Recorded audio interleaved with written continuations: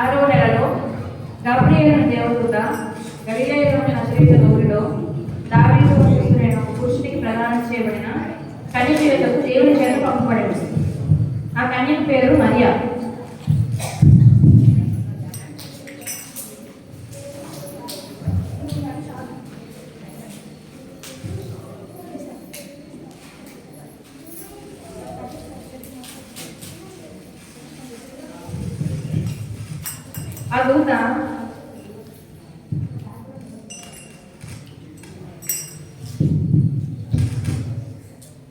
ఆ దూత లోపలికి వచ్చి ఆమెను చూచి, దయాప్రాప్తురాలా, నీకు శుభము, ప్రభు నీకు తోడై ఉన్నాడు.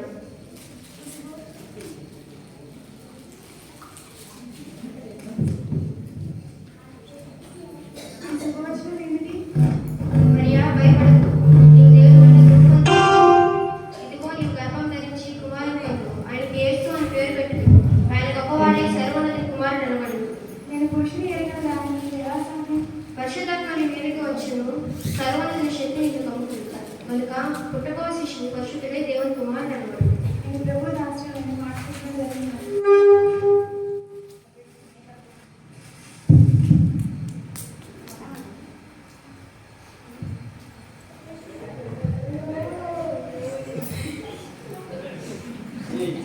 యేసుక్రీస్తును జననిజమించగా ఆయన తల్లి అయిన మరియా యోసేపును ప్రదానం చేయబడిన తర్వాత మరేకమ కాలమునకు ఆమె పరిశుద్ధాత్మ వలన గర్భవతిగా ఉండేది. ఆమె భర్త అయిన యోసేపు నీతిమంతుడై ఉండి ఆమెను అవమానపరచనుండగా రహస్యంగా ఆమెను విడనాడు ఉద్దేశించను. అతను ఈ సంగతుల గురించి ఆలోచించుకొనుచుండగా ఇదిగో ప్రభువు స్వప్నమందు అతనికి ప్రత్యక్షమై,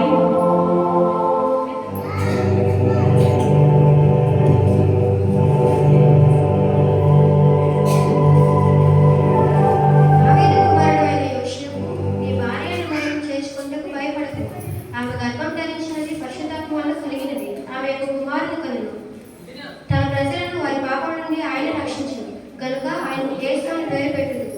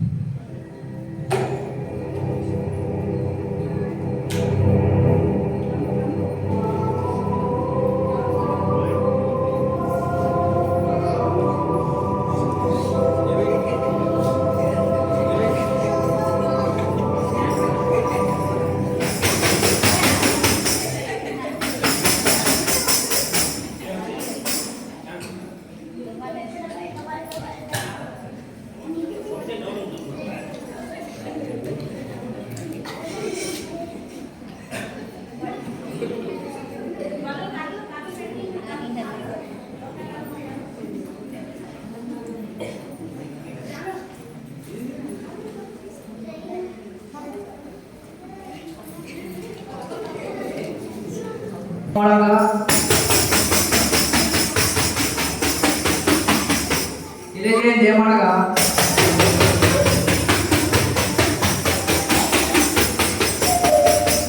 సర్వలోకమునకు ప్రజాసంఖ్య వ్రాగలండి. కైసరు అవ్వని ఆజ్ఞ ఆయన.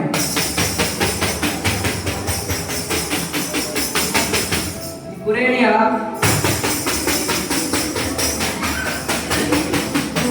సిరియా దేశంలో కలిసి ఉన్నప్పుడు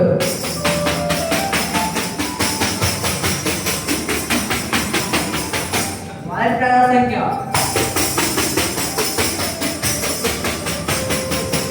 అందరి సంఖ్యలో రాయబడేటప్పుడు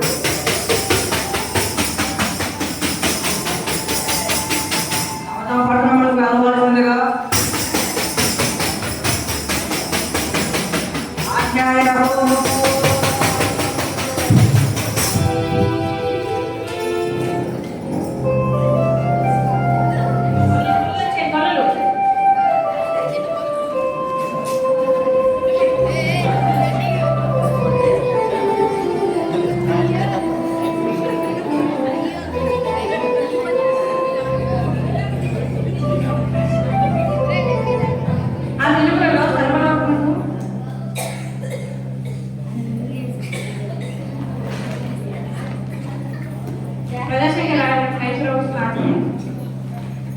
దేశంలో కొందరు గొర్రెల కాపరులు పొలంలో ఉండి రాత్రి వేళ తమ మందను కాచుకొని చూడగా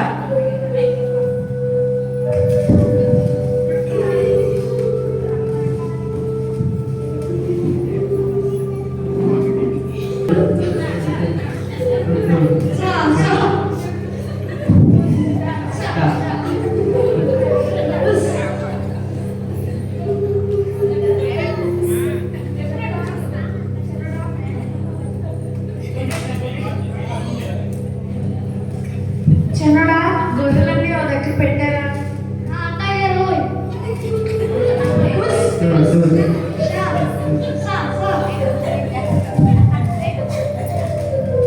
చిన్నడా చలి చాలా ఎక్కువైపోతుంది కదా, కాస్త స్థలం చిన్నడా చలి చాలా ఎక్కువైపోతుంది కదా, కాస్త స్థలం అంటే వేసుకుందాం రా.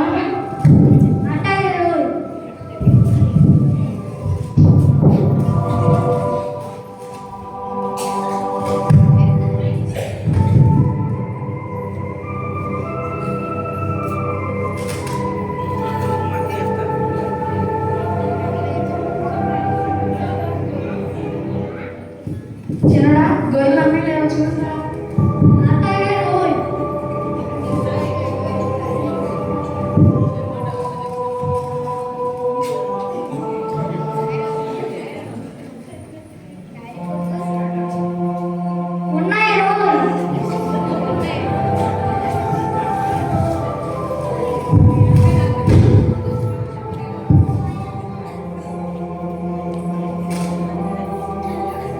దేశంలో కొంత గొర్రె కాపరులు పొలంలో రాత్రి వేళ తమ మందను కాచుకొని చూడగా ప్రభు దూత వారి వద్ద నిలిచి నిలిచెను.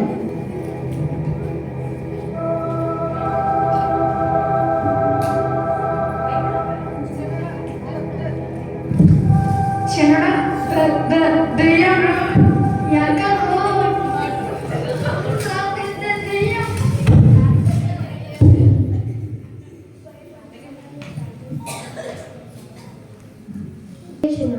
దావీదు పట్టణమందు నేను రక్షకుడు మీ కొరకు పుట్టి ఉన్నాను.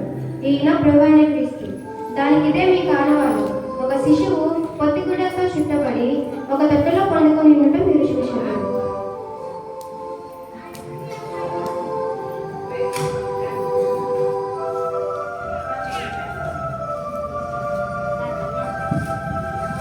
చిన్నడా మన కోసం రక్షకుడు పుడుతున్నాడంట, మనం చూసిపోదాం.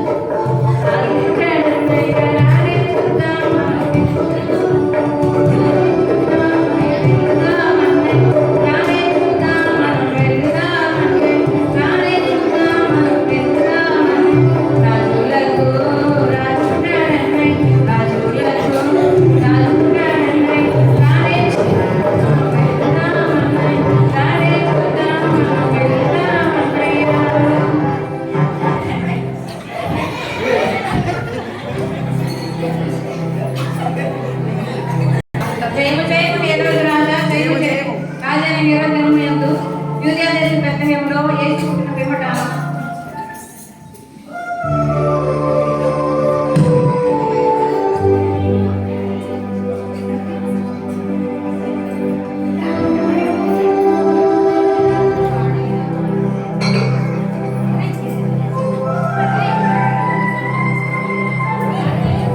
మీ సింహాసనాన్ని కూర్చొని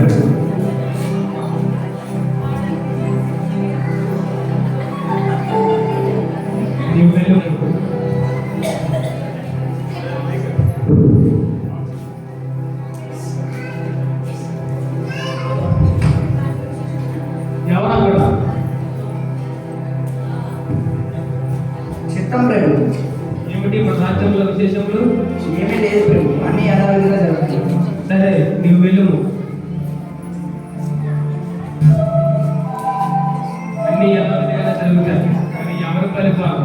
పరిపాలన, నా పరిపాలన జనాలు సుఖ సంతోషాలతో భోగభాగ్యాలతో ఉన్నారు. ఇది సరిపోదు. మన రాజ్యం గురించి ఎలా రాజ్యాలు చెప్పుకోవాలి. మన రాజ్యం గురించి లోకమంతా మన రాజ్యం మీద పడాలి. దానికి ఏదో ఒక ఉపాయం ఆలోచించాలి. రమ్ము ఏమిటి? మిమ్మల్ని కలవడానికి దొరికితే ఒక జ్ఞానాలు వచ్చాను. ప్రవేశపెట్టు. చెప్తాను. రాజుగారు లోపలికి రమ్మన్నారు.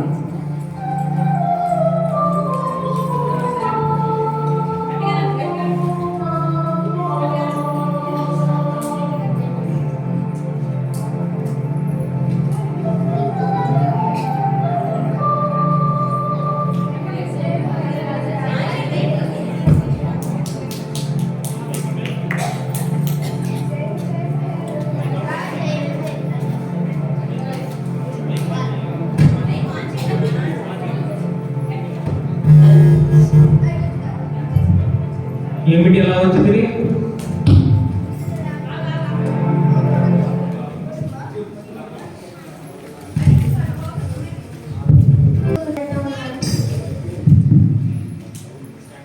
తూర్పు దిక్కున మేము నక్షత్రం వచ్చింది. సరే, మీరు వెళ్ళి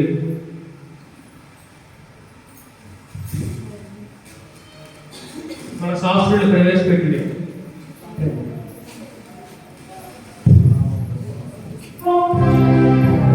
మిమ్మల్ని రాజుగారు పిలుస్తున్నారు.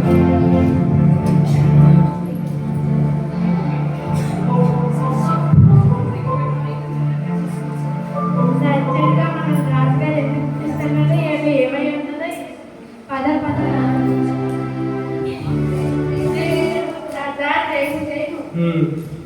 యువతులకు రాజుగా పుట్టబోతున్నాడంట. మన శాస్త్రంలో పరిశీలించాం, చెప్పండి. యోధా దేశపు బెత్లెహేమా, యాడే అనగా యోధా దేశపు బెత్లెహేమా ప్రభు, నీవు యోధ ప్రాధాన్యాల్లో ఎంత మాత్రమూ అల్పమైన దానము కావు. ఇశ్రాయేలు నా ప్రజలు పరిపాలించిన అధిపతికి నీవే ప్రభు. ఒక ప్రవక్త రాయగా రాయబడింది. సరే, మీరు వెళ్ళి ఇప్పుడు ఏం చేద్దాం మీకు? ఆ జ్ఞానాన్ని ప్రవేశపెట్టు. మన రాజుగారు పిలుస్తున్నారు.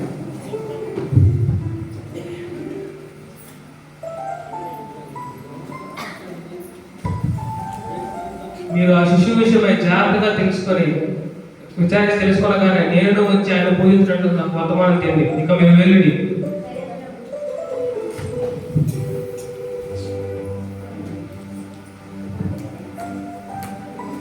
ఏమిటి? నేను ఉండగా వేరొక రాజా, అది నా రాజ్యంలో, అదియో నేనుండగా. ఇది జరగకూడదు.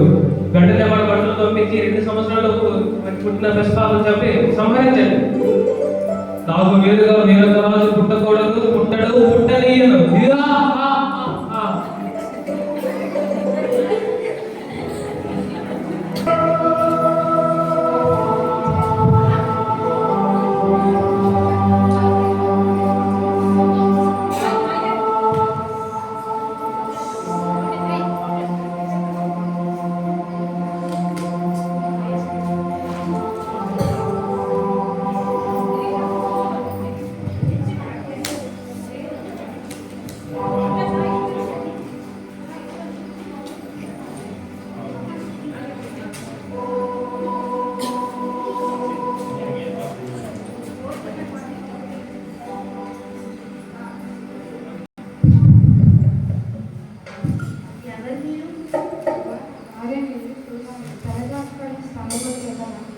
స్థలం లేదు, ఏమీ లేదు. వెళ్ళండి వెళ్ళండి.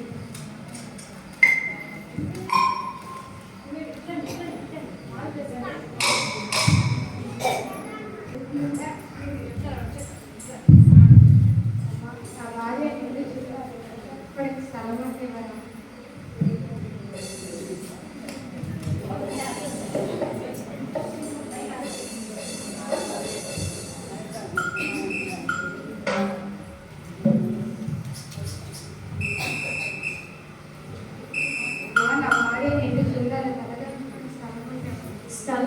స్థలం అంటే ఇక్కడ ఏమీ లేదు, కానీ సత్రంలో స్థలం లేదు. మీకేం అభ్యంతరం లేకపోతే మీరు అక్కడికి వెళ్ళవచ్చు.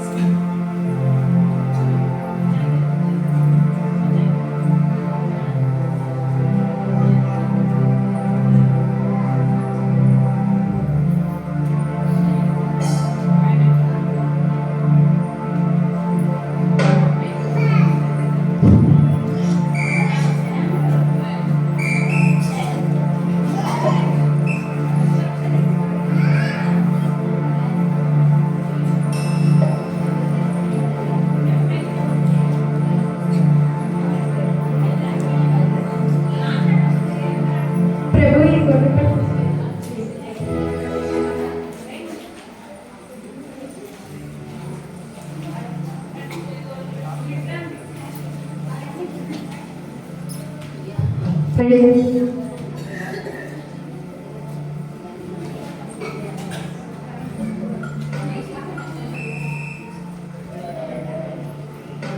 ఈ బంగారాన్ని సమర్పించండి ప్రభు.